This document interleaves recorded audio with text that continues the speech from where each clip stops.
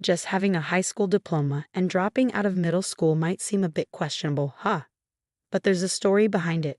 No need to delve into details. Our paths just took different turns. Alright, no need to phrase it so bluntly. I'm 33 now, happily married to David for a decade. Our little Betty, a first grader, completes our trio. Art has been my passion since childhood, and now it's my profession. And with another baby on the way, each day presents new challenges as my belly expands. Despite his packed schedule, David makes an effort to be home early. He goes above and beyond, even taking time off work to handle chores and childcare for me. Life has been smooth sailing for our little family until recently. We reside on the first floor of a towering apartment complex. It was just the other day, returning from a shopping trip, that I noticed a familiar face. It was Emma, a classmate from our middle school days. Our paths hadn't crossed since those days, apart from a brief reunion right after middle school. As she spotted me, Emma exclaimed, "Mary, you live here too." "Yeah, what about you?" I replied. "Moving in today," she confirmed. It seemed Emma had just settled into the building. Her expression soured as she realized we were now neighbors. Can't believe I ended up in the same high-rise as a fellow dropout. It's surreal, really. You see, I didn't pursue further education after middle school for my own reasons, but I never shared that with Emma. The last time we spoke, she ridiculed me for my decision, and it seems nothing has changed. She's still looking down on me. Irritated, I listened as Emma went on. "So what floor are you on?" "First floor," I replied. Emma's face lit up with a smug grin. "First floor? Figures, considering you're a dropout. You'll have to come up to my place on the 35th floor sometime. Spectacular views, you know," she boasted. Emma revealed that she had been employed at a prominent corporation after college until the previous year. Now she aimed to launch her own venture, utilizing her high-rise apartment as both residence and office. "So essentially, I'll be the CEO. And you? Do you have a job?" Emma inquired, prompting me to explain my occupation. "Yeah, I work in the art industry," I began. Emma cut in, "Art? Like drawing? Is that even a job?" Feeling slighted, I retorted, "I've transformed my passion into a profession, and it's very much a legitimate career." Disregarding my response, Emma remarked, "Well, it must be convenient relying on household income. What's your target, like $900 a month?" I remained silent, lacking the energy to respond. It felt as though those of us who had dropped out lived in a completely different world compared to the elites like Emma. Just then, David and her daughter Betty, both dressed for work, approached. "Mom." "Oh, Mary, do you two know each other?" David asked, glancing between us. Emma glanced at David before hastily departing. "Is this your husband?" David asked me. Feeling insulted, I finally spoke up. "Why are you laughing? That's disrespectful." Emma remained unapologetic. "I wasn't laughing. He just fits the stereotype I'd expect from a dropout like you. A two-income family on the first floor. He probably doesn't earn much either." Emma's rudeness reached its limit for me. "How dare you speak about my husband that way? Apologize?" Emma laughed. "Apologize? Why should I? By the way, are you pregnant?" Finally noticing my pregnancy, Emma commented, "Yes, I see you're 7 months along. Must be the financial strain with another child on the way. Can you even afford to live here?" Fed up with Emma's snide remarks, I took hold of David and Betty and made my way home. Emma called out after us, "Feel free to visit the 35th floor for a better view anytime." But I brushed off her comment and entered our apartment. Throughout the day, I couldn't shake off my anger towards Emma. Why did she feel the need to say such hurtful things? That night, after Betty had fallen asleep, David asked me what had happened. I recounted the encounter with Emma, how she had mocked me for being a dropout and demeaned my work. David's face flushed with anger, his frustration seemingly surpassing my own. He was well aware of my past, including my decision to drop out of school, and had chosen to marry me with full acceptance of who I am. We mutually agreed to keep our distance from Emma, as our animosity towards her showed no signs of fading. Fortunately, we managed to avoid any encounters with her for a while. However, our respite was short-lived. In the span of a single day, we received a postcard inviting us to a school reunion. Despite my close ties with my middle school friends, I couldn't help but feel apprehensive about the possibility of encountering Emma and enduring her unwelcome remarks amidst the anticipated reunion with old friends. Despite my concerns about encountering Emma, I decided to attend the reunion, recognizing that opportunities to meet with friends might be limited after the arrival of our baby. When the day of the reunion arrived, it was held in a rented hotel ballroom. Upon my arrival, I was warmly greeted by friends I hadn't seen in years, and we quickly fell into engaging conversation. It had been far too long since our last reunion, and there was much to catch up on. Our bond as a group remained strong over the years, transcending gender. Some of us had become parents, while others pursued various career paths, yet we all cherished the chance to share updates about our families and professional lives. However, our reunion was interrupted when we suddenly heard Emma's voice from behind us. Emma's arrival was no surprise, and her presence immediately grated on us. Engrossed in conversation with close friends, we hadn't noticed her approach until she uttered, "Breathing the same air as poor people is making me sick." Emma's ostentatious attire and exaggerated demeanor stood out against the backdrop of the reunion. Her heavy makeup and flashy dress seemed out of place, reinforcing the consistent bad attitude she exuded. Even in middle school, Emma had been known for her self-centeredness and tactless remarks, traits that made her someone we generally avoided. And true to form, nothing had changed.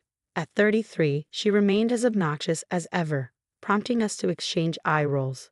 Breaking the uncomfortable silence, one friend addressed Emma. "Who are you referring to as poor, Emma?"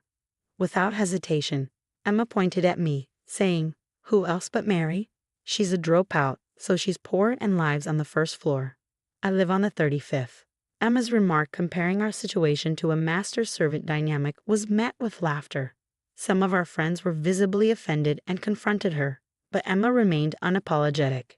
"If you're offended by being called poor, why not find an older, cheaper apartment that suits your budget?" she continued, oblivious to the discomfort she was causing. Emma persisted in belittling me, suggesting that I should leave behind my modest income and the upscale apartment building we resided in. Confused by Emma's comments, my friends turned to me and asked, "Mary, do you really only earn $900 a month?" I clarified, "No, that's just Emma's assumption." As we conversed, Emma interjected, "What are you two whispering about? Mary relies comfortably on her husband's income, working part-time due to her dropout status, while I am a CEO." At this point, a male classmate was on the verge of speaking up. "Emma, did you know that Mary is a well-known artist?" one of my friends interjected. Emma appeared puzzled and replied, "An artist? So what?" Deciding to clear the air and not allow Emma's arrogance to sour the reunion any further, I spoke up. "Actually, I studied art in France right after middle school. Although I didn't complete a formal program, you could say I dropped out." Emma scoffed dismissively. "Studying art, just a hobby, right? You're still a dropout who ran away from studying." Realizing that Emma failed to grasp the depth of my commitment, I elaborated further. "I spent several years honing my skills, and now I manage an art gallery while also creating my own works. Believe it or not, I have fans and have even curated my own exhibitions. Some of our classmates have even purchased my artwork." In reality, I was a budding artist with a growing reputation within certain circles. After completing my training in France, I returned to New York and kickstarted my career, which has flourished in recent years. David and I crossed paths at one of my exhibitions, and we instantly connected, leading to our marriage. Despite explaining all this to Emma, she still seemed oblivious. "Oh, come on, an exhibition is just for fun, right? As a CEO, I'm clearly ahead of the game." Frustrated, I responded, "Emma, this isn't about winning or losing. You may think my pursuit of art is frivolous, but I take my work seriously." Refusing to back down, Emma retorted, "If you're really making that much money, why are you living on the first floor? You should be up higher." "There's a reason for our choice," I countered. "We used to live on a different floor, but with my pregnancy and the sometimes sluggish elevators, we opted for convenience by moving to the first floor." Despite my explanation, Emma appeared unconvinced. My friends were well aware of my career, and even acquaintances had heard of my success as an artist.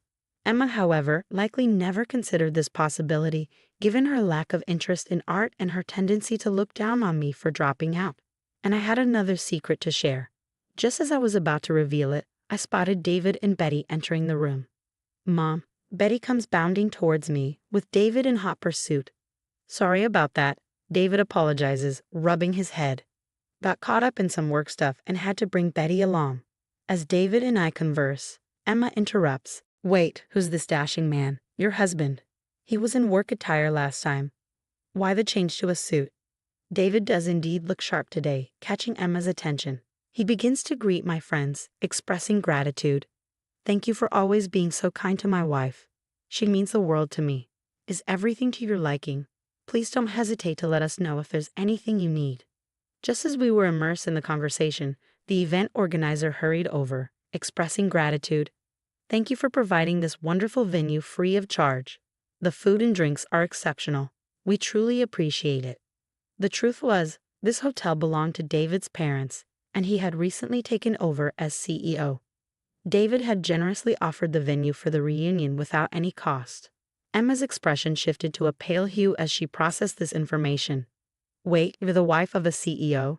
She had previously looked down on me as someone of lesser means, but here I was, an accomplished artist and the spouse of a CEO. Emma seemed visibly stunned. How did a dropout like you end up married to someone so affluent when someone like me, from an elite background, is still single? What did you do to achieve this? Emma's tone was laced with bitterness as she challenged me. Finally noticing Emma, David intervened. We've met before. I apologize for appearing in work clothes last time. I was assisting with a neighborhood cleanup, David explains. As the owner of the high-rise apartment, it's crucial to foster positive relationships within the community. Emma's complexion pales. Wait, you own that high-rise? She gasps. Your family owns it? In truth, David is the owner of the high-rise. His family boasts a long-standing wealth, spanning generations, with interests in hotel management and ownership of various properties. Our residence is situated within one of those properties, the very high-rise in question. Emma stood there, utterly stunned, unable to muster a response. David chimed in. Oh, and just so you know, we'd love to have you over to the penthouse sometime.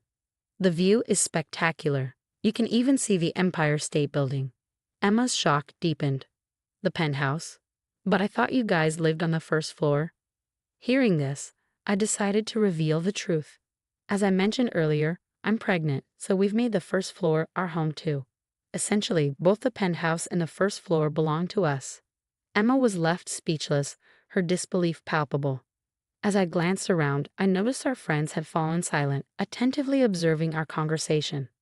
Feeling like I had disrupted the reunion's vibe, I began making my way towards the exit, accompanied by David and Betty. Just as I was leaving, I overheard Emma muttering, "A dropout acting so arrogantly."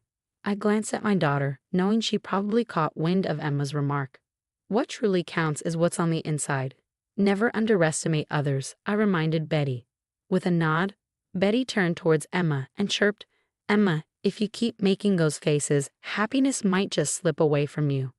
The room erupted in laughter, instantly lightening the mood. However, Emma, now the butt of the joke, hastily fled the venue, her cheeks flushed with embarrassment. The reunion continued on a positive note, and I savored the remainder of the evening with my friends. Many of them had also experienced Emma's mistreatment in the past. So Betty's parting words brought a sense of relief to everyone. As months went by, we never crossed paths with Emma at the high-rise again.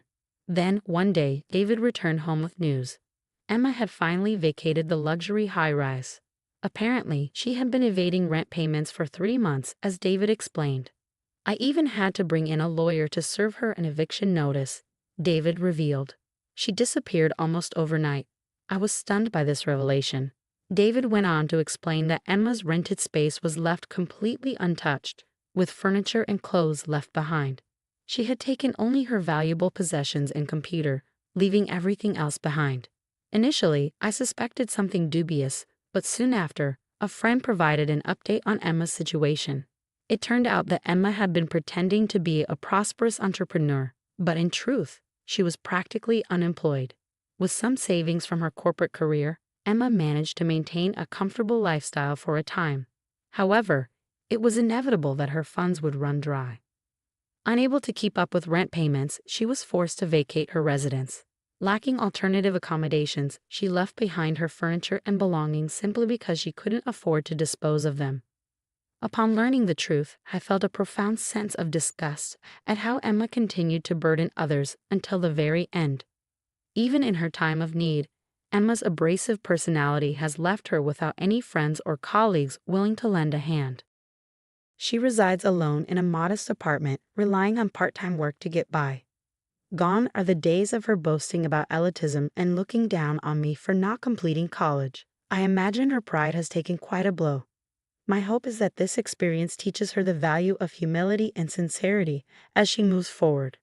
Meanwhile, I continue to relish in the simple joys of life, painting and cherishing moments with my daughter and husband. Our family of 3 shares a harmonious bond, and the anticipation of welcoming our 4th member, the baby on the way, fills me with joy. I am determined to do whatever it takes to safeguard the happiness of my loved ones.